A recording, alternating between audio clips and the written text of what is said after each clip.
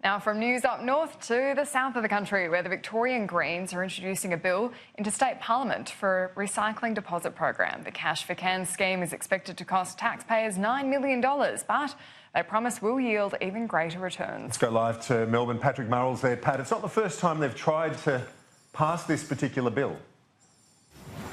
That's right. The Greens have tried to get this bill up here in the Victorian Parliament a few times now, and both major parties have voted it down every time. But the Greens say that there's been growing support in the community, the crossbench, and also within the major parties, and so they're hopeful that this time they'll be able to get the bill up, making Victoria the last state to commit to a recyclable deposit scheme. Take a listen.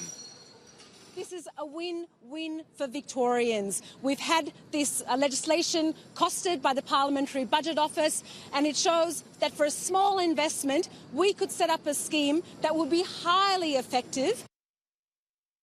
Now, of course, the way these schemes work is that the government charges manufacturers an extra 10 cents for producing recyclable goods like bottles and cans. That's often passed on to consumers who can get that money back by bringing their cans and bottles to a drop-off point. An investment of $9 million, according to the Parliamentary Budget Office, would yield a return of $253 million in unreturned recyclables. The Greens want this reinvested into waste management and recycling management schemes within Victoria. And, of course, interstate, this scheme has been shown to reduce littering on streets and beaches. There's also another problem, though, here in Victoria, the problem of what to do with the recyclables once they are returned. Of course, the state is still in the midst of a recycling crisis, with tens of thousands of tonnes of recyclable material now heading to landfill after beleaguered company SKM was forced to wind up.